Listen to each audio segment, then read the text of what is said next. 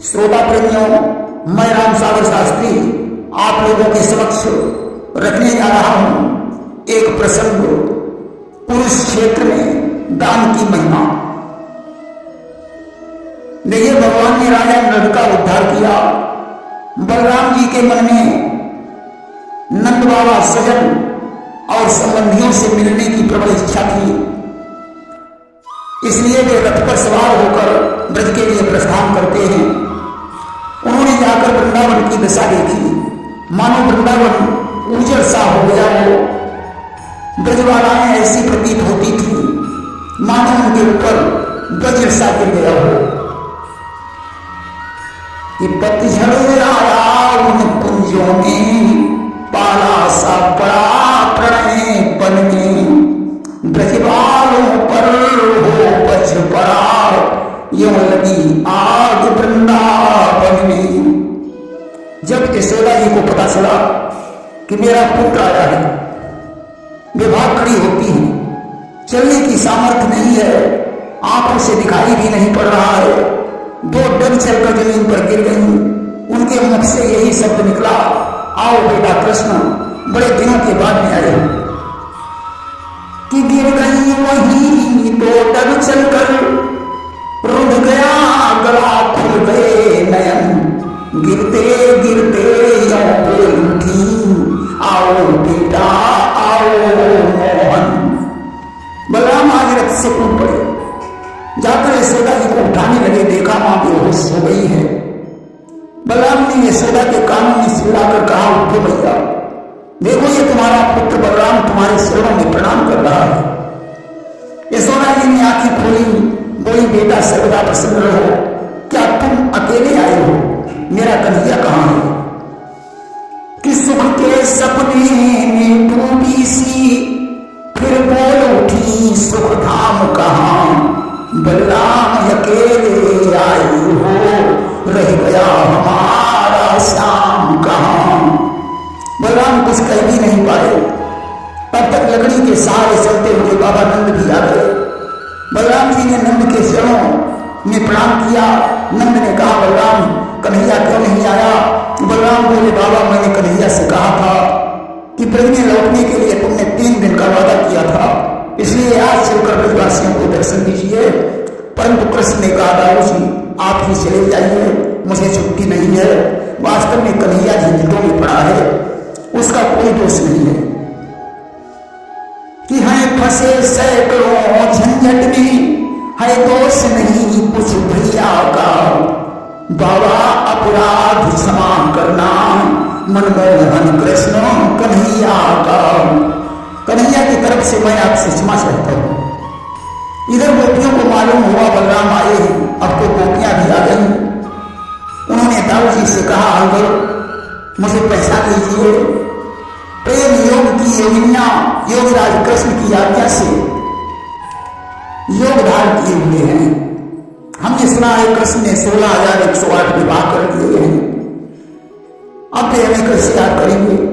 बलराम ने कहा, गोपियों तुमने जन्म जन्मांतर तपस्या करने वाले ऋषियों को, नजर न आने वाले भगवान का दर्शन पाया है। कृष्ण तुम्हें भूले नहीं हैं, देवी तुम्हारी याद करते रहते हैं। मैं 2 महीने तक ब्रज में रहूंगा, आज पूर्णिमा है, मैं तुम्हारे साथ रास क्रीड़ा करूंगा। अष्ट जल की क्रीड़ा करने के लिए उन्होंने यमुना जी को पुकारा।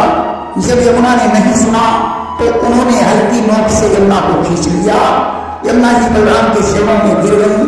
बलराम ने गोपियों सहित जल क्रीड़ा की। बहुत सी रात्रियां एक रात के समान व्यतीत हो गई। इस प्रकार बलराम जी ब्रज में विहार करते रहे। चैत्र और वैशाख 2 महीने वहां बिताकर 84 धामों की यात्रा करके घर लौट आए।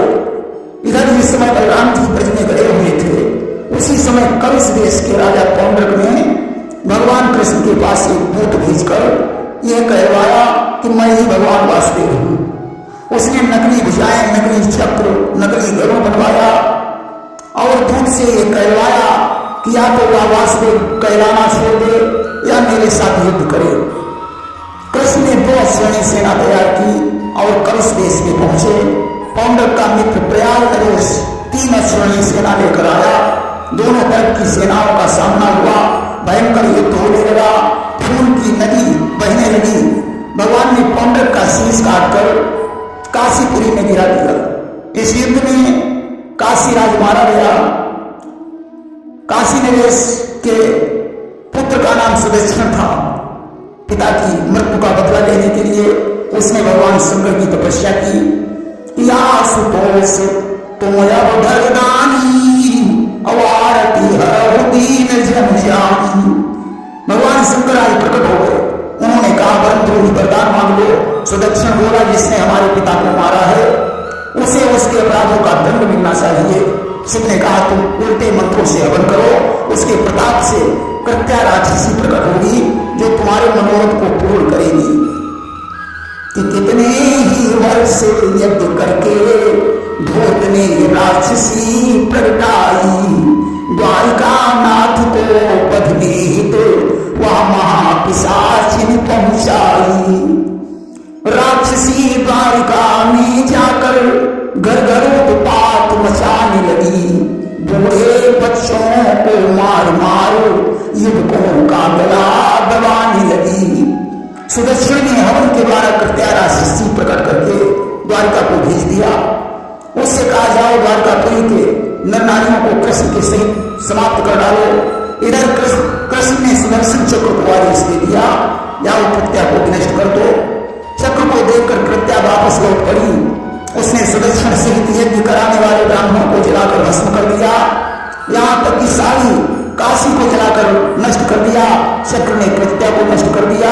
मणिकर्णिका कुंड में अपनी ज्वाला को शांत कर चक्र वापस चला गया। इधर भौमासुर का मित्र गिरिधवानर था, जो सुग्रीव का मंत्री और मयंक का भाई था। उसमें 10,000 हाथियों का बल था। भौमासुर की मृत्यु का बदला लेने के लिए उसने द्वारकापुरी पर आक्रमण कर दिया कि पत्थर पहाड़ तरवर उखाड़ हुंकार मार बरसाने लगा, कपड़े लत्ते फाड़ने लगा, सखियों को त्रास दिखाने लगा। विविध पर्वतों और वृक्षों को उखाड़ उखाड़ करके द्वारकापुरी में फेंकने लगा। उसने गोपियों के वस्त्रों को फाड़ डाला। अब तो बलराम जी द्वारका में आ चुके थे। उन्होंने अपना हल और मूसल उठाया, हल से खींचकर उसकी पूंछ पकड़ी, सकई की तरह घुमाकर ज्यों जमीन पर पटका, दुलित का प्राणांत हो गया। कि दाऊद ने देखा रंग भंग तो हर मूसल को उठा लिया, फिर पूंछ पकड़ चक्कर देकर पृथ्वी पर उसको सुला दिया। इसके बाद जामवंती के पुत्र शाम का दुर्योधन की पुत्री लक्ष्मण के साथ विवाह हुआ। एक दिन भगवान की गृहचर्या देखने के लिए नारद जी द्वारकापुरी में आए। भगवान उन्हें 16,108 रानियों के महलों में दिखाई पड़े। एक दिन की बात है, एक दूत जरासंध के कैदी राजाओं का संदेश लेकर द्वारकापुरी में आया। उधर धर्मराज युधिष्ठिर के यहाँ से राजसूय यज्ञ का संदेश आया। भगवान पहले हस्तिनापुर गए, जरासंध का उद्धार करके कैदी राजाओं को मुक्त करवाया। यज्ञ में भगवान की अग्र पूजा हुई। इस पर शिशुपाल क्रोधित होकर उन्हें गाली देने लगा और भगवान के हाथ से मारा गया। सभा भवन में दुर्योधन जल को थल समझकर अपमानित हुआ।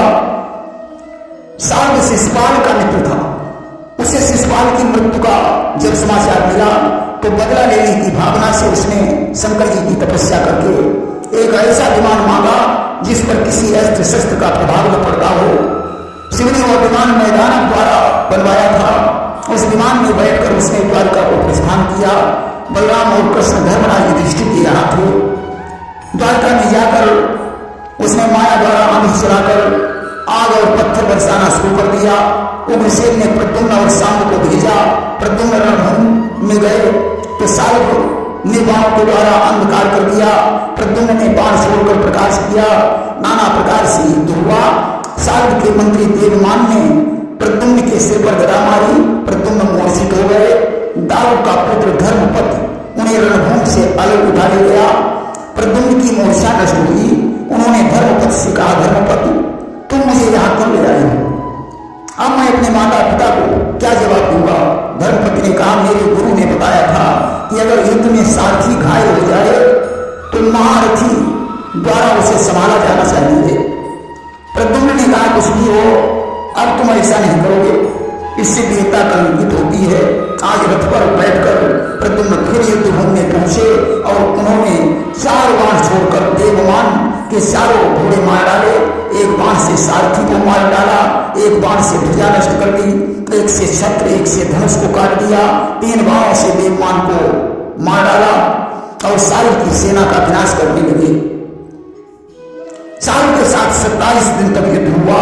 इधर कृष्ण ने रात्रि में स्वप्न देखा कि किसी ने द्वारकापुरी को जलाकर समुद्र में डाल दिया। सारे युद्धवंशी युद्ध में मारे गए। अतः प्रातः काल धर्मराज युधिष्ठिर से अनुमति लेकर वे द्वारका में आए। रास्ते में उन्हें अपशकुन हो रहे हैं। कृष्ण ने बलराम से कहा, तू द्वारका की रक्षा करो, मैं साल से युद्ध करूंगा। भगवान तारक सारथी के सहित युद्ध भूमि में पहुंचे। घमासान युद्ध होने लगा। इसने माया द्वारा वसुदेव को उत्पन्न करके उनका सिर काटकर कृष्ण को दिखाया और बोला, मैंने तुम्हारे पिता को मार डाला है। भगवान एक क्षण के लिए मूर्छित हो गए और चैतन्य होकर उन्होंने उसके विमान पर एक गदा मारी। विमान के 100 टुकड़े हो गए। साल गदा लेकर भगवान पर दौड़ा। भगवान ने अपनी गदा से उसकी गदा को तोड़ दिया और चक्र से उसका शीश काट दिया। साल की मृत्यु हो गई।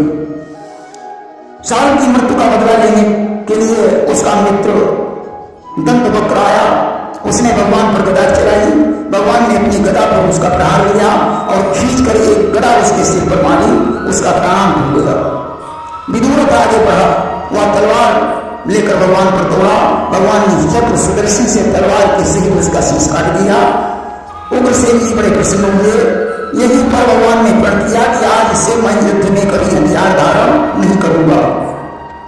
उस समय के बाद महाभारत के युद्ध की तैयारी हुई। उस समय बलराम ने सोचा यह कुल कलह मेरे द्वारा नहीं देखी जाएगी। अतः वो तीर्थ यात्रा के लिए चले गए। नैमिष पहुंचकर बलराम ने व्यास जी के शिष्य रोमहर्षण को देखा।